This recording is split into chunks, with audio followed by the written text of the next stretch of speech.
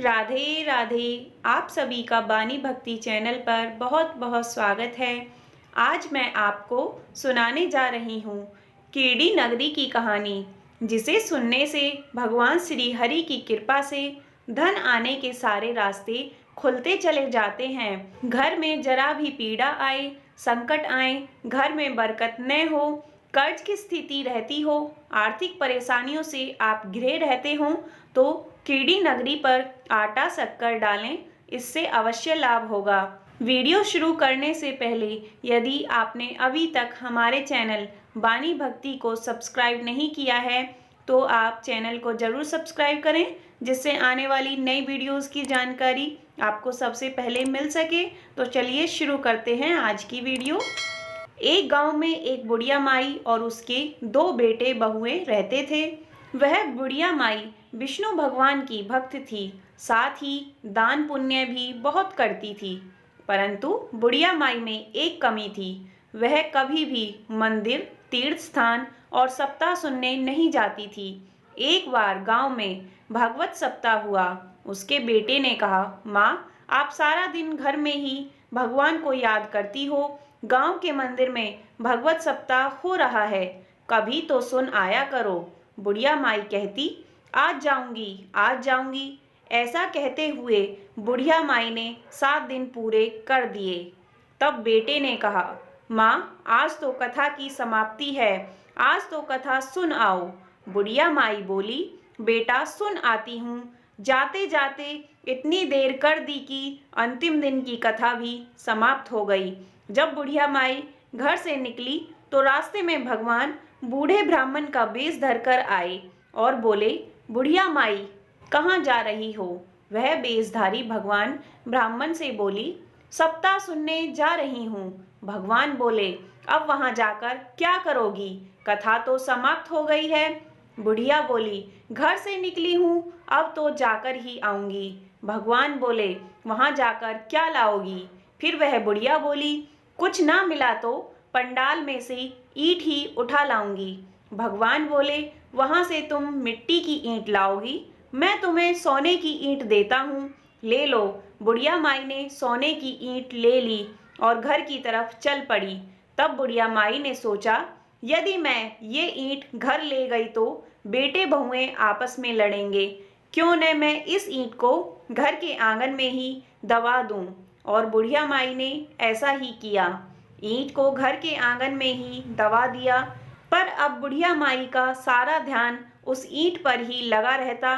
खाने पीने काम करने के बाद वह उस ईंट के पास जाकर ही बैठ जाती।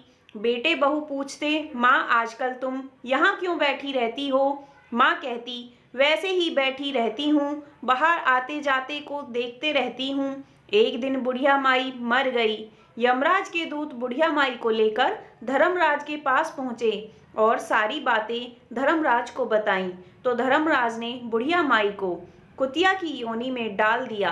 कुतिया बनकर भी वह उसी स्थान पर जाकर बैठती जहां सोने की ईंट दबी हुई थी। अब बुढ़िया माई के बहू बेटे सोचते कि पहले तो यहाँ माँ बैठी रहती थी, अब यहाँ यह कुतिया बैठे रहती है, इसे तो हमें भगा देना चाहिए, वरना यह किसी न किसी को काट खाएगी। ऐसा कहकर एक बेटे ने कुतिया पर डंडा मारा, जिसकी चोट से वह कुतिया मर गई। फिर वह धर्मराज के पास पहुंची। इस बार धर्मराज ने उसे सर्पनी की योनि में डाला। सर्प बनकर भी वह उसी स्थान पर पहुंची जहां ईंट दबी हुई थी, वहीं पर जमकर बैठ गई। फिर बहू बेटे ने सोचा, पहले माँ, फिर कुतिया और अब यह सर्प यहीं बैठे रहते हैं, यह सर्प तो किसी न किसी को डस लेगा। एक बेटे ने डंडा उठाया और सर्प को मार दिया। फिर मरकर वह धर्मराज के पास पहुंची। उसे देखकर धर्मराज के दूत कहने लगे, महाराज, यह तो फिर से आ गई। इस बार धर्मराज ने उसे कीड़ी नगरी के रूप में उसी जगह स्थापित कर दिया जहां सोने की ईंट दबी हुई थी। आंगन में कीड़ी नगरी हो गया। तब बेटे और बहू बहुत परेशान हो गए, क्योंकि सारा घर कीड़ों से भर गया। न तो वो भोजन बना पाए और ना ही सो पाए। अब वह भगवान से प्रार्थना करने लगे, हे भगवान, यह क्या हो रहा है? अब भगवान फिर से बूढ़े ब्राह्मण का वेश धरकर उनके द्वार पर आए और द्वार पर आकर आवाज दी, साधु भूखा है, भोजन दो।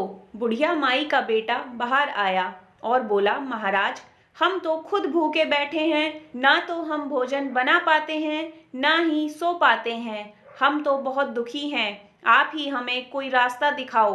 तब भगवान रूपी ब्राह्मण ने कहा, तुम मुझे खुदाल दो। तब उस ब्राह्मण ने उस जगह को खोदा जहाँ सोने की ईंट दबी हुई थी।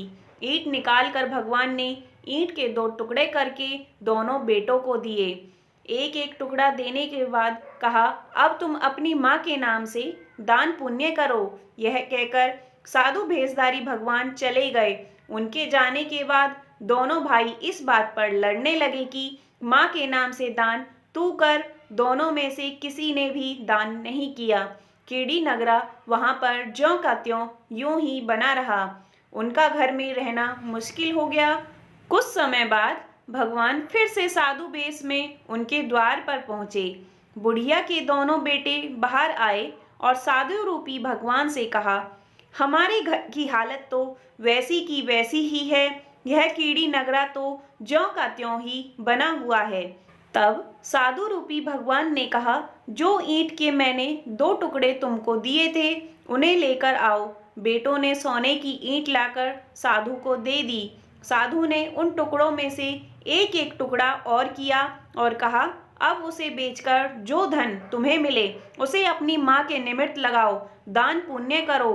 कीड़ी नगर पर गुड़ शक्कर दाना आटा डालो, और यदि ऐसा नहीं करोगे तो तुम्हारी माता को मुक्ति नहीं मिलेगी और यह कीड़ी नगरा ऐसा का ऐसा ही बना रहेगा। तब दोनों बेटों ने माँ के निमित्त दान पुण्य किया। देखते ही देखते कीड़ी नगरा वहां से चला गया। बुढ़िया माई की मुक्ति हुई। वह अपने बेटे बहुओं को आशीर्वाद देते हुए भगवान के धाम को गई। तो बंधुओं, जो भी कीड़ी नगरा पर दाना और आटा शक्कर डालता है उन्हें जीवन में किसी भी प्रकार की कोई परेशानी देखने को नहीं आती। यदि आपको हमारी आज की वीडियो अच्छी लगी हो तो इसे लाइक करें, ज़्यादा से ज़्यादा शेयर करें। यदि चैनल पर नए हैं तो चैनल को सब्सक्राइब करें, साथ ही नोटिफिकेशन बेल ऑन करें जिससे आने वाली नई वीडियोस की जानकारी आपको मिल सके। वीडियो देखने के लिए आपका बहुत बहुत धन्यवाद। राधे राधे।